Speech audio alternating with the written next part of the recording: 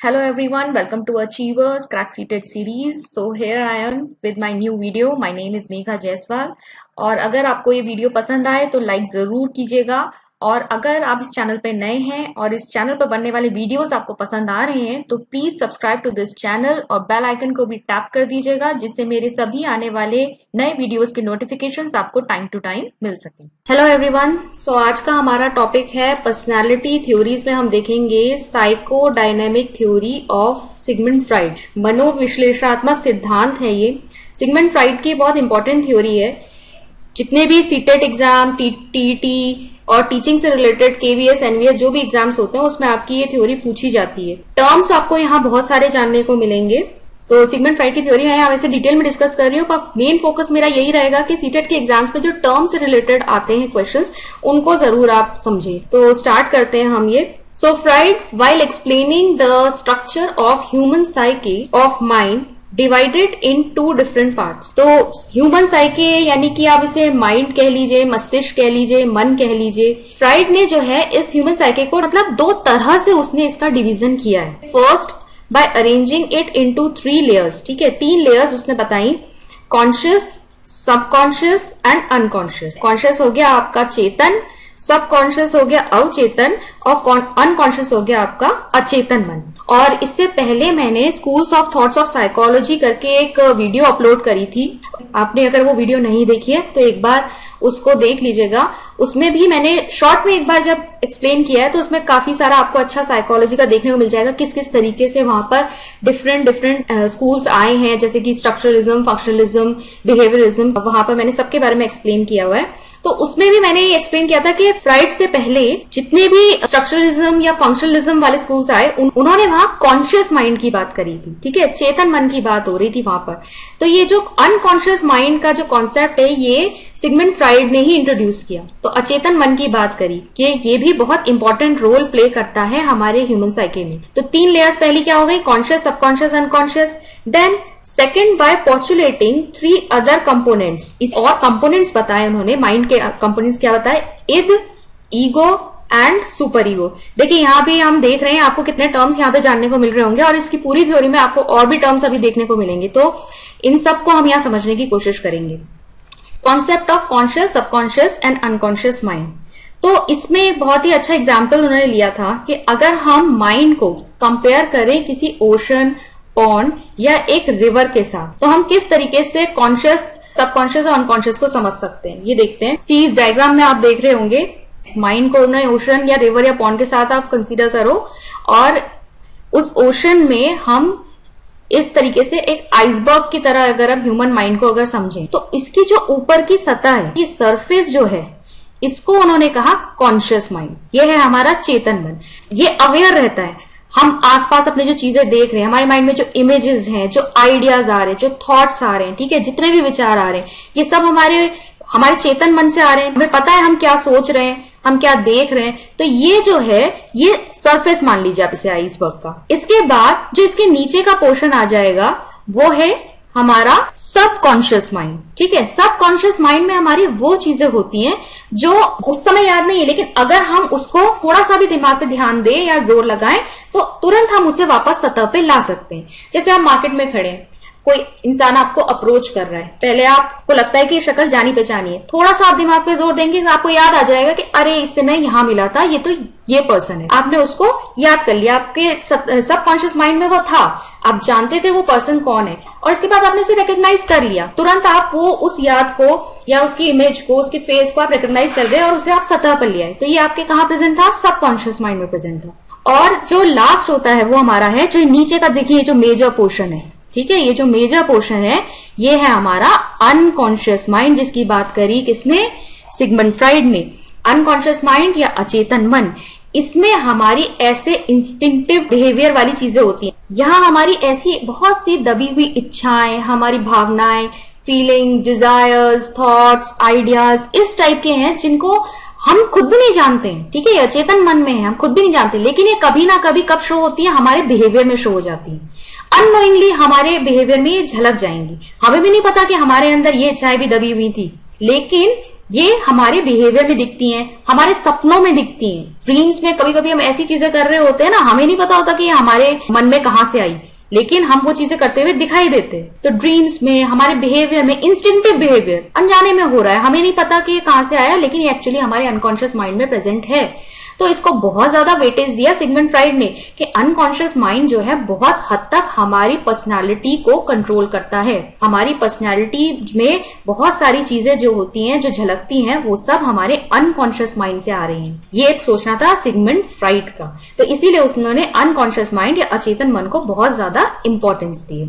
इसी चीज को देखिए यहाँ पर मैंने लिखा भी हुआ है, द अपर लेयर और surface represents the conscious mind. तो सतह पर हमारा कौन सा है? चेतन मन है। It lies just above the surface of water like the tip of an iceberg and occupies 1/10 of our total psyche.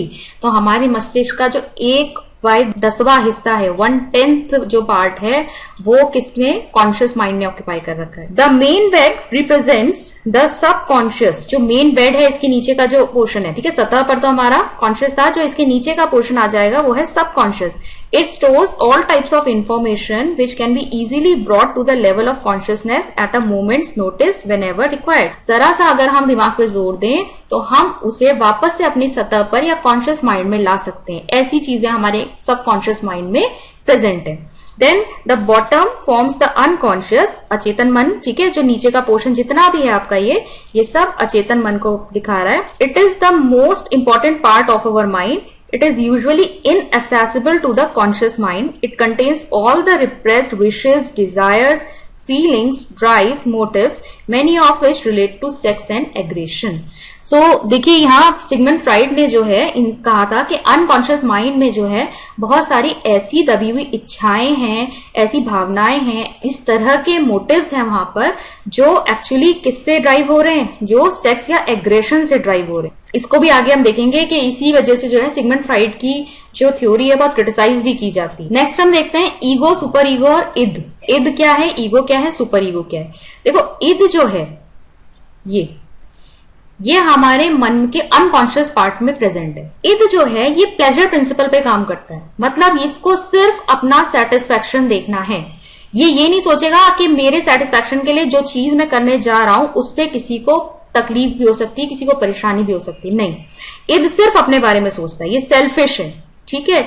ये बाय बर्थ एक बच्चे में प्रेजेंट होता है और बच्चे बिल्कुल ऐसे ही बिहेव भी करते हैं। अगर उन्हें कोई चीज पसंद आ रही है तो वो कोई टॉय पसंद आ रहा है तो वो दूसरे बच्चे से छीन लेंगे। वो ये नहीं सोचते कि इससे दूसरे को बुरा भी लग सकता है। तो इद जो है वो क्या है, एक सेल्फिश पर्पस पे या प्लेजर प्रिंसिपल पे चलता है। ये सिर्फ अपने सेटिस्फेक्शन के बारे में सोचेगा, ये दूसरों के बारे में या समाज के बारे में नहीं सोचता और बाय बर्थ प्रेजेंट है, अनकॉन्शियस माइंड में प्रेजेंट है।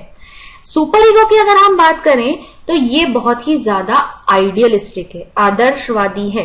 अगर किसी काम के लिए, किसी का अच्छा करने के लिए खुद को थोड़ा बहुत दुख भी सहना पड़ रहा है तो ये सहेगा, ठीक है। सुपर ईगो इतना आदर्शवादी है, ये नहीं सोचेगा कि मुझे कोई चीज चाहिए तो मैं दूसरे से छीन लूं, नहीं, बल्कि अपनी चीजें भी दूसरों को दे दे। सुपर ईगो इतना आदर्शवादी है, ये ओवर आइडियलिस्टिक है। ईगो पुलिसमैन का काम करता है, क्योंकि अगर सिर्फ ईद की बात करें, ईद तो बिल्कुल ही सेल्फिश मोटिव पे काम कर रहा है। ईगो जो है ईद के अकॉर्डिंग तो चलने नहीं दे सकता। सुपर ईगो जो है बहुत ज्यादा आदर्शवादी है। इससे भी क्या होता है ना, ज्यादा आदर्शवादी अगर आप बनते हो, आप बहुत ज्यादा पेन दूसरों के लिए सहने की कोशिश करते हो, तो वो भी मन में इकट्ठा होता जाता है। ये भी कहीं ना कहीं आपके अंदर एक डिसबैलेंस ले आता है। तो ईगो जरूरी नहीं है ये इसे भी पूरी तरीके से अपना काम करने दे।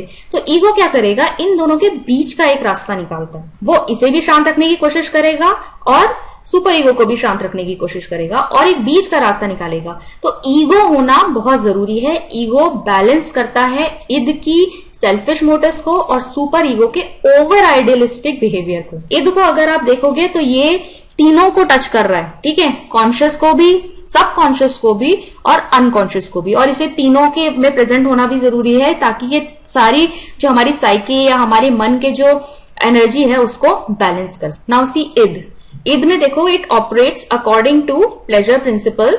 Eid is quite selfish and unethical, ठीक है। इसे ये नहीं पता है सही क्या है गलत क्या है, ये समाज के हिसाब से नहीं चलता है, ठीक है। ये अपने सिर्फ सेल्फिश मोटिव्स को कवर करेगा, ये उनकी सेटिस्फैक्शन के लिए काम करेगा। And it is present by birth, तो ये जन्म से ही बच्चे के में प्रेजेंट होता है। देन सुपर ईगो पे देखो, it is idealistic in nature, perfection is its goal. Perfect होने के काम करेगा। It usually develops in the child at the age of 5।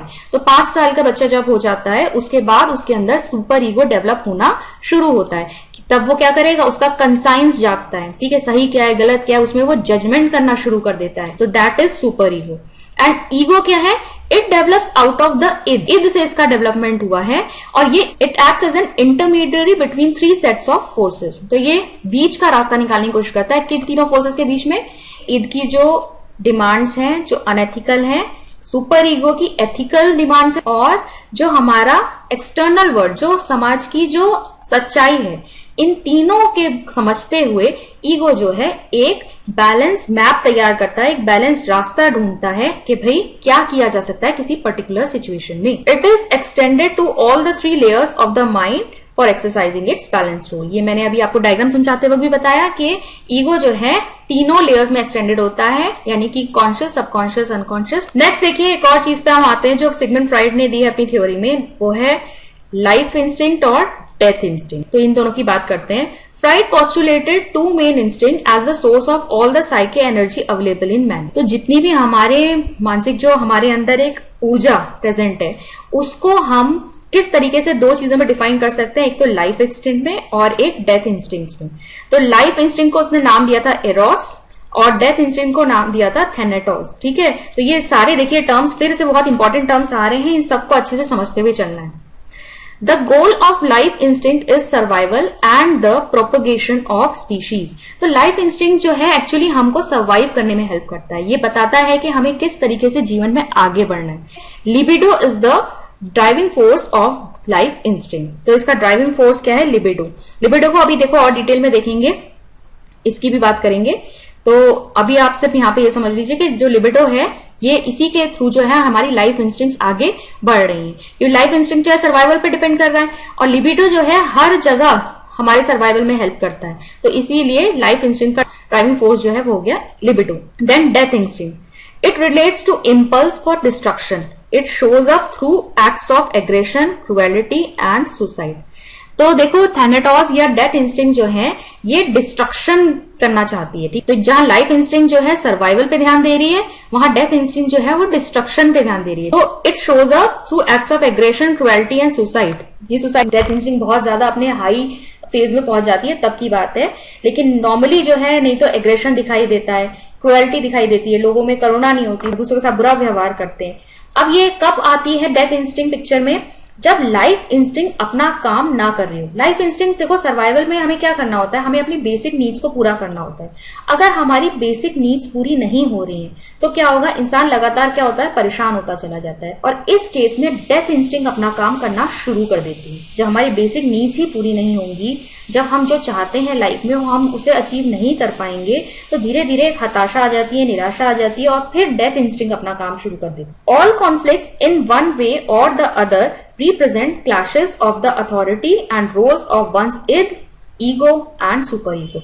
इसके बाद सिगमंड फ्राइड का कहना था कि जितनी भी हमारे मस्तिष्क में जो उथल पुथल चल रही होती है, जो लड़ाई चल रही होती है ना, वो सब किसकी वजह से है, वो ये इद, ईगो, सुपर ईगो के बीच में जो क्लैशेस चल रहे हैं ना हर समय, इसी की वजह से हमारे माइंड में हमेशा एक कॉन्फ्लिक्ट चलती रहती है। अब इनमें होगा क्या, ये देखो, अगर सुपर ईगो डोमिनेट कर गया, सुपर ईगो ने अगर ईगो को डोमिनेट कर लिया, ईगो क्या कर रहा था, पुलिसमैन की तरह बैलेंस कर रहा था, और सुपर ईगो क्या था, बिल्कुल आदर्शवादी था। लेकिन अगर सुपर ईगो जो है बहुत ज्यादा स्ट्रांग है तो इससे क्या होगा, it leads to psychotic behaviour. Psychotic behaviour जो होता है ये मेंटल इलनेस का एक टाइप है, और ये बहुत ही खराब स्थिति है, बहुत ही जहां पे मेंटल अबनॉर्मलिटी काफी ज्यादा आ जाती है इंसान की। अब देखो आदर्शवादी है, वो अपनी इच्छाओं को दबाता जा रहा है दूसरों की खुशी के लिए, इतनी सारी कुंठा आ गई है उसके अंदर कि फाइनली उसका मेंटल डिसबैलेंस हो जाता है और वो साइकोटिक बिहेवियर शुरू कर देता है। Then if super ego is not rigid, अब यहाँ पर अगर सुपर ईगो ज्यादा रिजिड नहीं है, थोड़ा बहुत जो है सुपर ईगो अपने आप को वो दिखा रहा है, लेकिन ईगो फिर भी उसे थोड़ा थोड़ा बैलेंस कर रहा है, तो it leads to neurosis. Neurosis जो है ये बहुत ज्यादा मेंटल इलनेस का हायर सिम्टम नहीं है, ये हल्का फुल्का जो कहते हैं मेंटल इलनेस को शो करता है, जहां पर क्या माइल्ड सिम्टम्स हमें क्या दिखाई देंगे, headache, backache, restlessness, lack of sleep, appetite. अब अगर धीरे धीरे जो है इंसान के अंदर फिर से जो अपनी इच्छाएं जो हैं वो उनको दबाता जाएगा। लेकिन यहाँ पर क्या हो रहा है, पूरी तरह से नहीं दबा रहा है, ईगो भी बीच बीच में अपना काम कर रहा है, बैलेंस कर रहा है। यहाँ पर एब्नॉर्मलिटीज दिखाई देंगी, लेकिन ये साइकोटिक के कंपैरिजन में थोड़ा लेस है। ठीक है, साइकोटिक थोड़ा हाई लेवल हो जाता है मेंटल इलनेस का। न्यूरोसिस से ठीक भी किया जा सकता है पूरे, अगर आप उसे प्रॉपर थेरेपी दें, मेडिकेशन दें तो। और बाकी जो सिम्टम्स है कैसे दिखाई देंगे, जब लोग बहुत चिंता करते हैं या बहुत परेशान होते हैं तो हेडेक, बैकएक वगैरह होता है, रेस्टलेसनेस महसूस होती है, बेचैनी होती है उनको, नींद नहीं आती ठीक से, भूख नहीं लगती ठीक से। ये सब किसके सिम्टम्स है, ये सब आपके बॉडी पर शो होने लगता है जब आपका माइंड जो होता है ठीक से प्रॉपरली जो है खुश नहीं है, ये कह सकते हैं आप। ठीक है, अगर आप बहुत ज्यादा अंदर से खुश नहीं है, आपको चिंताएं हैं, तो ये यही सब चीजें होती हैं, फिर बाद में जो आपकी बॉडी पे भी रिफ्लेक्ट होने लगता है। नेक्स्ट देखिए, कुछ और टर्म्स हैं जो हमारे फ्राइड की थ्योरी से जुड़े हुए हैं। तो सबसे पहले उसमें देखो लिबिडो की बात कर लेते हैं। लिबिडो का अभी आया था लाइफ इंस्टिंक्ट में भी।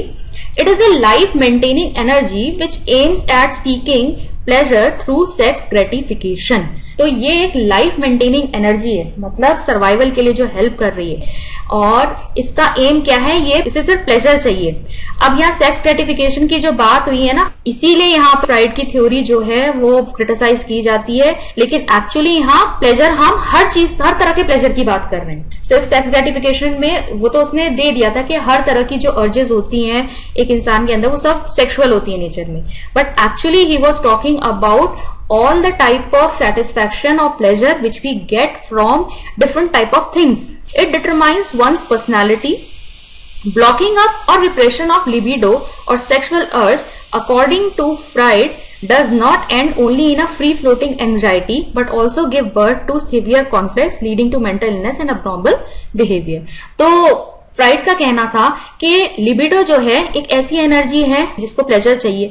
अगर इसे हम ठीक से फ्लो ना होने दें, मतलब बार बार अगर हम इसे रोकेंगे, मतलब ये नहीं मिलेगा अगर किसी इंसान को, तो क्या होता है, धीरे धीरे उसके अंदर एक एंजाइटी आने लगती है और फाइनली फिर ऐसे ऐसे उसके अंदर कॉन्फ्लिक्ट्स आ जाएंगे उसके माइंड में, जिससे वो फाइनली मेंटल इलनेस की तरफ बढ़ जाएगा, यानी मानसिक रूप से वो बीमार रहने लगेगा। इसी को अभी हमने इससे पहले वाली स्लाइड में पढ़ा था कि जब हमारा बैलेंस नहीं होता है, वहां हमारी कॉन्फ्लिक्ट्स अगर इद ईगो और सुपर ईगो के बीच में होती हैं, तो किस तरीके से मेंटल अबनॉर्मलिटीज किसी इंसान के अंदर होने लगती है। Then next term is infantile sexuality. According to Freud, sexuality is not the characteristic only of the adults.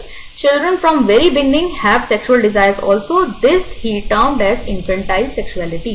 अब यहाँ पर भी देखो फ्राइड की जो थ्योरी थी वो क्रिटिसिज्म में आ गई थी, क्योंकि उसने ये कह दिया था कि जो सेक्सुअलिटी है वो सिर्फ अडल्ट की कैरेक्टरिस्टिक नहीं है, बच्चों में भी बचपन से ही एक तरह की सेक्सुअल डिजायर्स होती हैं, और वो इसी को उसने टर्म दिया था इन्फेंटाइल सेक्सुअलिटी। ठीक है, तो इन्फेंटाइल सेक्सुअलिटी क्या है कि बाय बर्थ भी बच्चों में जो है कुछ सेक्सुअल डिजायर्स प्रेजेंट है, उसी को उन्होंने कहा infantile sexuality. Then now very very important, Oedipus and Electra complexes, बहुत ही इंपॉर्टेंट टर्म है, इनको जरूर याद रखिएगा। द डिप्राइवेशन और Electra complexes in girls and castration and Oedipus complexes in boys arises in phallic stage of development. ये phallic stage of development में अभी आगे हम जब ये पढ़ेंगे stages of sexual development, जब हम पढ़ेंगे यहाँ पे आगे, तो उसमें आप देखेंगे तो 3 to 6 years की जो एज होती है उसमें लड़कियों में कॉम्प्लेक्स होता है जिसे हम इलेक्ट्रा कॉम्प्लेक्स कहेंगे, और लड़कों में कॉम्प्लेक्स होता है जिसे हम ओडिपस कहते हैं। तो इलेक्ट्रा ओडिपस बिल्कुल अच्छे से याद रखिएगा। अब इस स्टेज में ये है क्या, ये जो बच्चे होते हैं वो ऑपोजिट सेक्स के पेरेंट की तरफ ज्यादा जो है लगाव महसूस करते हैं। ठीक है, during this stage children experience an unconscious feeling of desire for their opposite sex parent and jealousy and envy toward their same sex parent. जैसे मतलब बेटियों का अपने पिता की तरफ ज्यादा लगाव और बेटों का अपनी माता के प्रति ज्यादा लगाव। ठीक है, इसी को कॉम्प्लेक्स क्या कहते हैं, Electra complex and Oedipus complex. Electra कहेंगे गर्ल्स के केस में और ओडिपस कहेंगे हम बॉयज के केस में। तो अपोजिट सेक्स के पेरेंट की तरफ ज्यादा लगाव है और सेम सेक्स के पेरेंट से थोड़ी सी एनवी होती है, जलन होती है। तो this is Oedipus and Electra complex. Now 5 stages of psychosexual development. As children develop they progress through a series of psychosexual stages. At each stage, the libido's pleasure-seeking energy is focused on a different part of the body. तो यहाँ पर Sigmund Freud ने बताया कि जब धीरे धीरे बड़े होते हैं बच्चे, तो वो क्या करते हैं, वो डिफरेंट साइकोसेक्सुअल स्टेजेस से गुजरते हैं। क्योंकि उन्होंने तो कह दिया था कि जितने भी प्लेजर्स हमें लाइफ में मिल रहे हैं वो सब क्यों है, सेक्सुअल अर्जेस की वजह से। कहीं ना कहीं हमें इन सब चीजों से एक सेक्सुअल प्लेजर मिल रहा है, इस वजह से इसको इन्होंने साइकोसेक्सुअल स्टेजेस बोला है। तो लिबिडो जो उन्होंने बोली, कैसी लाइफ मेंटेनिंग एनर्जी जो है वो हमारे सेक्सुअल अर्जेस को सेटिस्फाई कर रही है। तो अब देखो इसमें हमारी 5 स्टेजेस क्या है। हर स्टेज में जो बच्चे हैं उनका जो प्लेजर सीकिंग एनर्जी जो है वो किसी पर्टिकुलर ऑर्गन पर फोकस्ड है, तो ये ध्यान में रखना है। जैसे जो ओरल स्टेज है वहां पर child seeks pleasure from mouth. तो जो छोटे बच्चे होते हैं तो वो सिर्फ अपने माउथ से प्लेजर लेते हैं। कैसे, अगर आप उनके लिप्स पर दूध की बोतल लगाओगे वो उसे सक करना शुरू कर देंगे। उसके हाथ में आप कोई टॉय भी पकड़ा दोगे ना तो वो सबसे पहले उसे किसमें, मुंह में डालेगा, अंगूठा चूसते हैं। वो बच्चा जो है वो अपने माउथ से प्लेजर ले रहा है। तो यहाँ पर इस ओरल स्टेज में जो प्लेजर सीकिंग ऑर्गन है वो है माउथ। देन एनल स्टेज आती है। The child seeks pleasure from anus, example with holding और एक्सपेलिंग फीसेस। तो एलिमिनेशन के जो ऑर्गन्स हैं उनके ऊपर ज्यादा फोकस होता है, वहां से प्लेजर ले रहा होता है वो। देन फैलिक स्टेज होती है। This stage start from the age of 4। ठीक है, ये अभी हमने फैलिक स्टेज के बारे में अभी पीछे पढ़ा, जहां पे ओडिपस और इलेक्ट्रा कॉम्प्लेक्सेस होते हैं। ठीक है, the child seeks pleasure from the penis of clitoris. Then इसी स्टेज में हमारा ओडिपस और इलेक्ट्रा है। Then latent stage starts from the age of 6 years in case of girls and 7 to 8 years in case of boys up to the onset of puberty. यहाँ पर जो है the child has little or no sexual motivation. तो latent stage होती है जहां पर यहाँ पे sexual motivation ज्यादा नहीं होता। लड़कियों में ये 6 years से स्टार्ट होती है और बॉयज में जो है ये 7 to 8 years से स्टार्ट होती है जब तक puberty नहीं आ जाती। Then genital stage last stage होती है। The child seeks pleasure from the penis and vagina. तो ये 5 स्टेजेस हैं साइकोसेक्सुअल डेवलपमेंट की। Psychoanalysis as a method of studying behaviour and a therapy.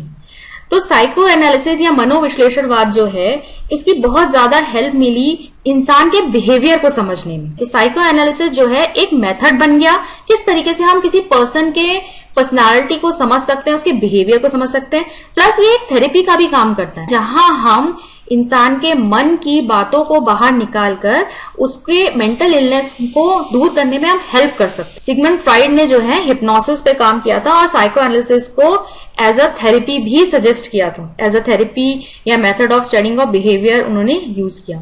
Now see it involves following step. तो इसमें steps देखो क्या क्या होते हैं। फर्स्ट है establishing rapport with the subject. Subject क्या हुआ, जो भी पेशेंट है। तो पेशेंट के साथ एक रैपो एस्टैब्लिश करेंगे, मतलब हम उससे बात करने के थ्रू उसको अपने साथ फ्री करने की कोशिश करेंगे। जब देखिए पेशेंट जो है किसी साइकेट्रिस्ट के पास जाते हैं तो साइकेट्रिस्ट पहले उसे कॉमन क्वेश्चंस पूछ के बात करके उसके साथ पहले एक फ्रेंडली बिहेवियर करने की कोशिश करता है, ताकि वो उसके साथ एक इस तरीके का एक रिलेशनशिप डेवलप हो जाए जहां पे वो अपनी बात इजीली अपने डॉक्टर को बता सके। पेशेंट इजीली बात कर पाएगा अपने डॉक्टर से, तभी तो वो अपने मन की बातें बताएगा। तो यहां पर क्या है, establishing rapport with the subject first step है। देन सेकंड है analysis of the behaviour of the subject to uncover the underlying causes of the abnormality by adopting techniques like free association, dream analysis and analysis of daily psychopathology. तो यहां पर क्या होता है, एक बार जब है आपका एक रैपो एस्टैब्लिश हो गया तो अब धीरे धीरे जो डॉक्टर है वो पेशेंट से और चीजें पूछने की कोशिश करेगा, उसके मन की बात बाहर निकालने की कोशिश करेगा, क्यों उसका एबनॉर्मल बिहेवियर हो रहा है, क्यों वो इस तरह के बिहेवियर को शो कर रहा है जो सोशली एक्सेप्टेबल नहीं है। Then adopting techniques like free association. Free association में क्या हो रहा है, इस तरह से बात करते करते इतना फ्रेंडली हो जाएगा कि एक पेशेंट जो है अपने आराम से जो बिल्कुल दबी हुई इच्छाएं हैं, एम्बैरेसिंग मूवमेंट्स हैं, सब कुछ जो है वो शेयर करने लगता है। देन ड्रीम एनालिसिस, अगर कुछ उसे सपने आते हैं देन डॉक्टर उनको भी समझने की कोशिश करते हैं कि क्यों हो रहा है इसके साथ ऐसा। और डेली साइकोपैथोलॉजी, यानी यहाँ पर जो है और चीजें डेली बेसिस पर पेशेंट के साथ हो रही हैं, स्लिप ऑफ टंग हो रहा है या बार बार जो है वो चीजों को भूल रहे हैं, किसी के नाम भूल जा रहे हैं, तो ऐसी चीजों को भी यहाँ पर डॉक्टर एनालाइज करते हैं। Then third step is synthesis for restructuring and restoring the lost balance of the psyche. यहाँ पर डॉक्टर जो है वो कोशिश करता है कि किस तरीके से दोबारा से इसमें बैलेंस लेकर आया जाए। तो जो भी पेशेंट ने डॉक्टर को बताया वो उन सब चीजों को रीस्ट्रक्चर करते हैं, फिर से उनके सामने बताते हैं कि अच्छा आपके साथ ऐसा हो रहा है तो हो सकता है उसकी वजह ये हो। मतलब उसको धीरे धीरे अपनी ही चीजों को समझने में हेल्प करते हैं ताकि उसके जो मन में जो चीजें हैं वो सब कहीं ना कहीं बैलेंस हो सके।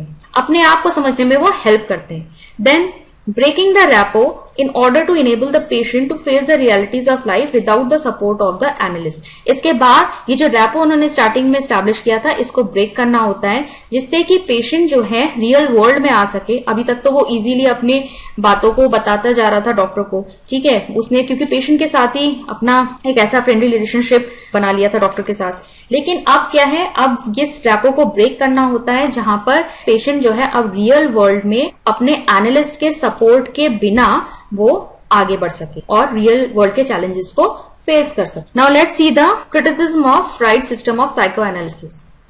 तो सबसे पहला देखो क्रिटिसिज्म क्या है, it treats mankind to be selfish, pleasure seeking and animal like rather than a social और एंड ह्यूमन। तो फ्राइड के अकॉर्डिंग हर पर्सन जो है यहाँ पर प्लेजर सीक कर रहा है, अपनी अर्जेस को सेटिस्फाई कर रहा है, और अगर इन अर्जेस को सेटिस्फाई ना करने दिया जाए तो इंसान जो है क्या होगा, अपना बैलेंस खो देगा और मेंटल एबनॉर्मलिटी की तरफ आगे बढ़ने लगेगा। तो इस चीज को बहुत ज्यादा क्रिटिसाइज किया गया कि ऐसा नहीं है, इंसान कोई एनिमल लाइक बिहेवियर शो नहीं करता है कि बस उसे जो भी चाहिए वो अपनी अर्जेस को सेटिस्फाई करे और तभी वो आगे बढ़ सकता है। मैन एक सोशल बीइंग है, वो समाज में रहना जानता है, वो दूसरों के लिए त्याग करना भी जानता है, वो सबके साथ समन्वय बिठाकर आगे बढ़ना जानता है। तो man is not animal like, man जो है एक सोशल बीइंग है। Then it often overgeneralizes on the basis of a single study। तो ये भी एक क्रिटिसिज्म है सिगमंड फ्राइड की थ्योरी का कि सिगमंड फ्राइड ने सिर्फ कुछ ही सब्जेक्ट्स के ऊपर काम किया और इसके बाद उसके जो रिजल्ट्स हैं उनको जनरलाइज कर दिया, तो इसको ओवर जनरलाइज कहा जाता है। जैसे अगर ओडिपस और इलेक्ट्रा कॉम्प्लेक्सेस की बात की गई थी तो उन्होंने इसको जनरलाइज कर दिया कि हमेशा ही ऐसा होता है कि जो लड़कियां होती हैं वो पिता की तरफ ज्यादा लगाव रखती हैं और जो बेटे होते हैं वो माँ की तरफ ज्यादा लगाव रखते हैं। लेकिन ऐसा नहीं है, हमने कई बार इसके ऑपोजिट एग्जाम्पल्स भी अपनी लाइफ में देख रखे। तो ओवर जनरलाइज किया हुआ है चीजों को। It over emphasises the role of sex in human life. ये सबसे बड़ा क्रिटिसिज्म है फ्राइड की थ्योरी का कि उन्होंने ओवर एम्फेसाइज कर रखा है रोल ऑफ सेक्स को। उन्होंने कह दिया जितने भी प्लेजर सीकिंग चीजें हैं, जितने भी अर्जेस हैं एक ह्यूमन के अंदर, वो सब सेक्सुअल है नेचर में। लेकिन अगर फ्राइड की थ्योरी को ध्यान से समझा जाए तो एक्चुअली उन्होंने सेक्स को प्लेजर के साथ सिनोनिमस कर दिया था। वहां पर वो बात कर रहे हैं किसी भी चीज से जिससे हमें सेटिस्फैक्शन मिलता है, जिस भी चीज से हमको सेटिस्फैक्शन मिल रहा है वो हमारे लिए एक प्लेजर है। Then it attaches too much importance to the role of the unconscious as a determinant of behaviour. इसके बाद एक और क्रिटिसिज्म ये आता है कि अनकॉन्शियस या अचेतन मन जो है हमारा, उसको बहुत ज्यादा इंपॉर्टेंस दी है सिगमंड फ्राइड ने, और उन्होंने कह दिया कि ह्यूमन बिहेवियर जो है वो पूरा का पूरा किसकी वजह से होता है, वो अनकॉन्शियस माइंड की वजह से होता है, हमारे अचेतन मन की वजह से होता है। जबकि ऐसा नहीं है, और भी चीजें जो है वो भी हमारे पर्सनैलिटी को, बिहेवियर को डिफाइन करने में बहुत ज्यादा रोल प्ले करती है। Then last one is it exaggerates the role of early childhood experiences for setting out the course of one's life। Now ये बहुत इंपॉर्टेंट है। सिगमंड फ्राइड ने ये कहा कि किसी की पर्सनालिटी किस तरीके की होगी ये डिपेंड करता है उसके चाइल्डहुड एक्सपीरियंसेस पर।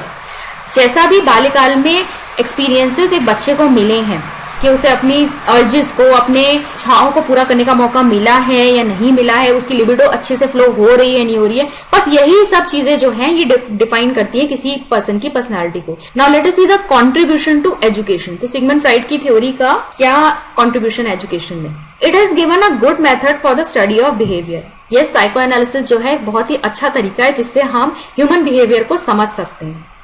It has provided a good therapy for treatment of mental illness. Psycho analysis, जैसा कि हमने इसको एज अ थेरेपी भी पढ़ा, तो मनोविश्लेषणवाद से हम आसानी से जो है किसी पर्सन को के बिहेवियर को समझ सकते हैं और उसकी मेंटल इलनेस से बाहर निकलने में उसकी हेल्प भी कर सकते हैं। तो ये एक तरह का ट्रीटमेंट भी है। Then third is it has highlighted the importance of good education and a healthy environment in the early years by emphasizing the role of childhood experiences।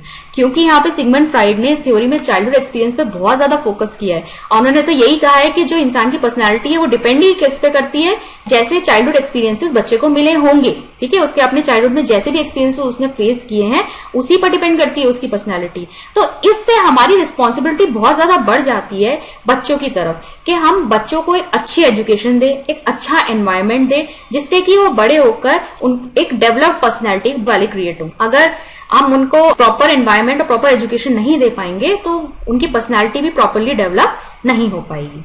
Then Freud's concept on the unconscious has helped in understanding the cause of maladaptive behavior.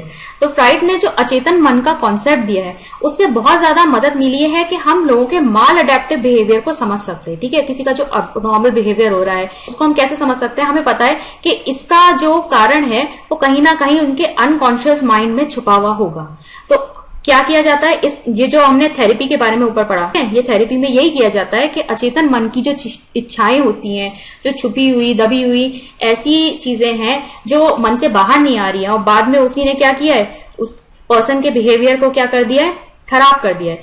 तो unconscious mind से अगर हम उन चीजों को बाहर निकालें, उसको समझें, तो हम कहीं ना कहीं पर्सन के माल अडेप्टिव बिहेवियर को समझ सकते हैं और उससे बाहर निकलने में उसकी मदद कर सकते हैं। Then his emphasis on the role of sex in one's life has brought out the necessity of providing proper sex education to children. Yes, क्योंकि पूरी थ्योरी में सिगमंड फ्राइड ने सेक्स को बहुत ज्यादा इंपॉर्टेंस प्रोवाइड करी है और सारी अर्जेस को सेक्सुअल अर्जेस से कंपेयर किया था वहां पर। तो यहाँ पर बहुत ज्यादा जरूरी है कि हम बच्चों को उनके अर्ली स्टेजेस में प्रॉपर सेक्स एजुकेशन प्रोवाइड करें। Then last point is Freud's system of psychoanalysis has called for the provision of proper extracurricular activities and suitable hobbies, etc. in the school programs for the release of repressed or blocked libidinal energy and pent up feelings.